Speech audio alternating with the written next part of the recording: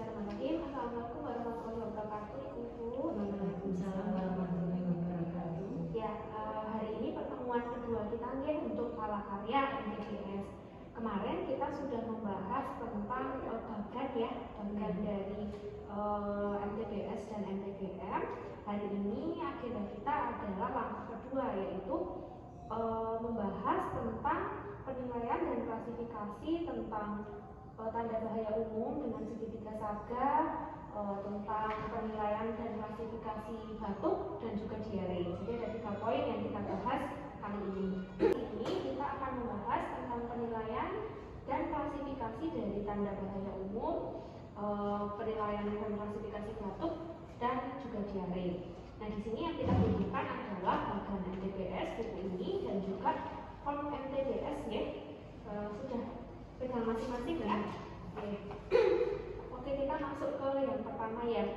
Jadi setelah identitas dan lain sebagainya itu, yang di bawah yang harus kita lihat dari pasien itu adalah tanda bahayanya. Jangan melihat diarenya, batuknya atau keluhan yang lain, tapi ada atau tidak tanda bahayanya. Karena kalau terdapat tanda bahaya yang kita nilai dengan segitiga saga, maka kita harus memutuskan untuk melakukan rujukan segera.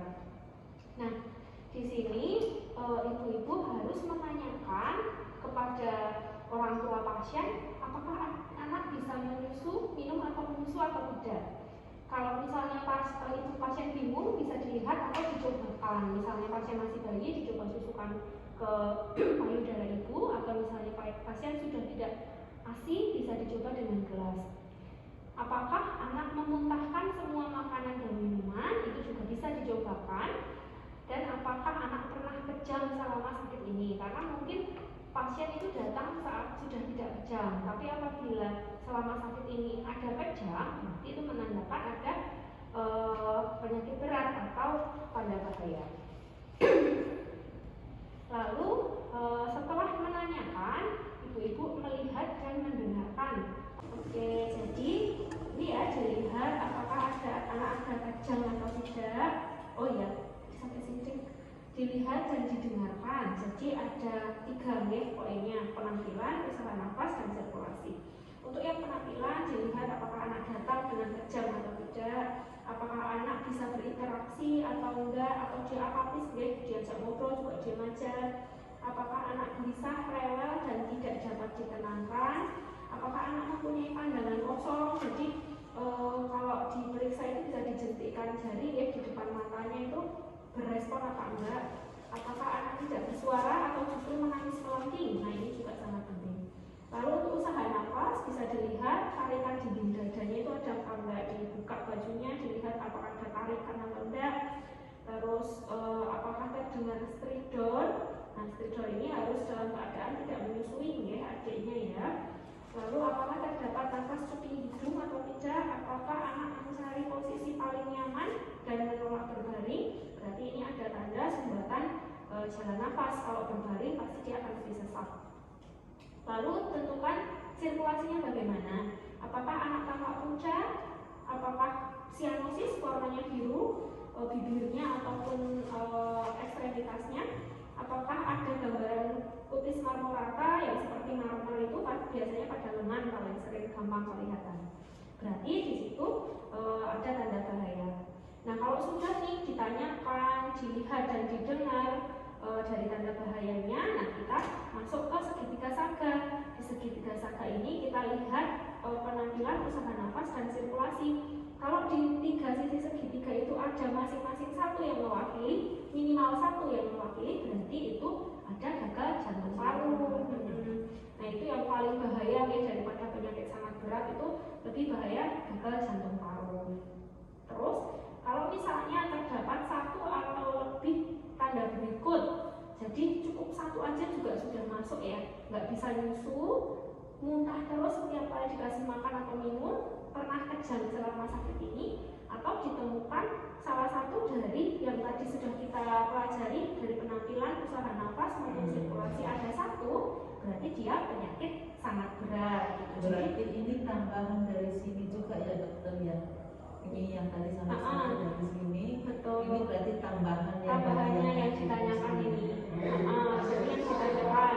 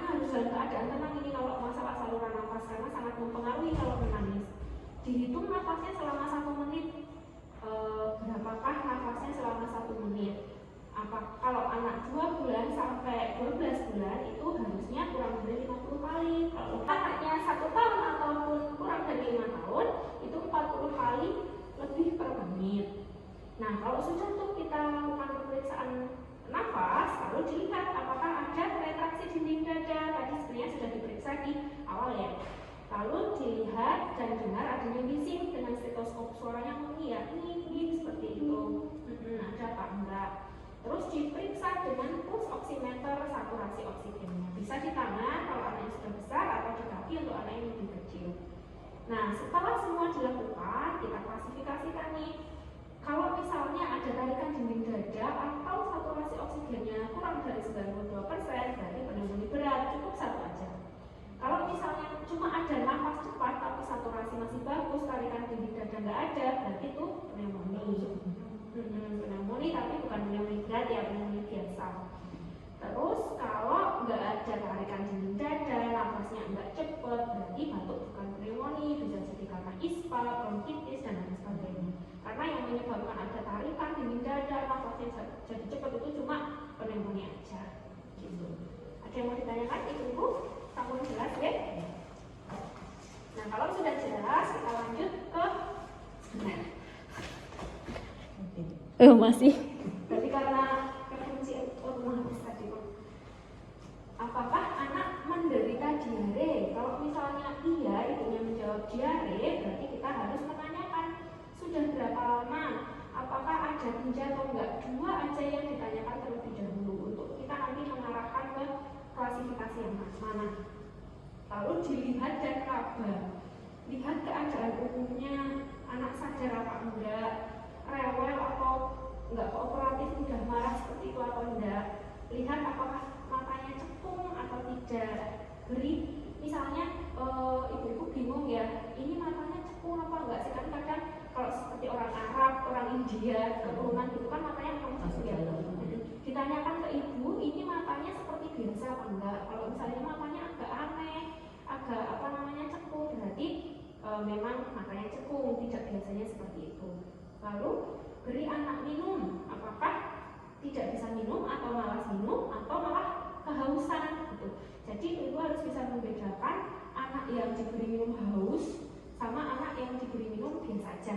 Kalau anak yang diberi minum kehausan atau lahap itu diraih terus, misalnya pakai sendok, sendoknya diraih terus, pakai gelas, gelasnya diraih terus, berarti itu anaknya itu kehausan. Minumnya terlalu lahap, itu malah tanda dehidrasi. Lalu dibuka perutnya, dicubit kulit perutnya, dan itu baliknya sangat lambat atau biasa. Kalau sangat lambat itu lebih dari 2 detik. Kalau lambat itu sekitar 2 detik, tapi nggak langsung balik. Kalau kondisinya tidak dehidrasi itu biasanya langsung balik. Kurang dari 2 detik itu sudah langsung balik. Nah, derajat dehidrasi ini harus dinilai. Tadi yang dari penglihatan dan perabaan ini hanya untuk menentukan dehidrasinya. Kalau sudah ketemu, nanti kita klasifikasikan gejala. Kita klasifikasikan kalau terdapat 2 atau lebih tanda-tanda berikut, misalnya anaknya letargi, matanya cekung, tidak bisa minum atau malas minum, cubitan kulit perut kembali sangat lambat. Ada 2 dari tanda-tanda ini, berarti dia diare dehidrasi berat. Tapi kalau ada 2 dari tanda-tanda ini, rewel, matanya cekung, haus terus, cubitan kulitnya kembali lambat, ada 2 itu berarti dia dehidrasi ringan sedang. Tapi kalau nggak ada nih tanda-tanda itu semua, nggak cukup untuk diklasifikasikan sebagai diare dehidrasi berat atau ringan sedang, berarti diare tanpa dehidrasi. Misalnya anaknya rewel aja gitu, tapi nggak ada mata cekung, nggak ada haus, terus cubitan kulitnya biasa, berarti dia tanpa dehidrasi walaupun rewel, atau walaupun matanya cekung tok, walaupun haus tok, 1 tok itu nggak cukup untuk dinyatakan dehidrasi ringan sedang. Jadi berarti dia tanpa dehidrasi. Jadi jangan terkecoh misalnya anaknya kok haus terus ya, berarti dehidrasi nih. Nah, kalau cuma 1 ya belum bisa dikategorikan 2 atau lebih.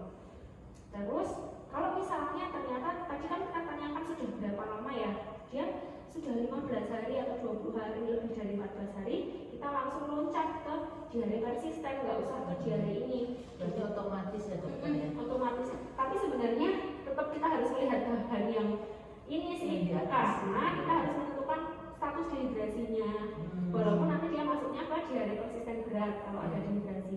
Baik dehidrasi ringan sedang maupun dehidrasi berat. Kalau persisten itu maksudnya diare persisten berat. Tapi kalau nggak ada tuh tanda-tanda dehidrasi sama sekali, berarti diare persisten aja gitu. Karena beda penyebab ini, makanya diklasifikasikan. Kalau untuk menentukan tanpa dehidrasi itu padahal dia sudah masuk dehidrasi, apa diare persisten itu gimana? Ya yang penting tidak ada tanda dehidrasi sama sekali. Nggak ada tanda ini semua, nggak ada ini semua gitu. Sebenarnya sama Bu, ini tuh sama ini ya, sama cuma ini lama, lebih dari 14 hari gitu kok. Iya, gitu.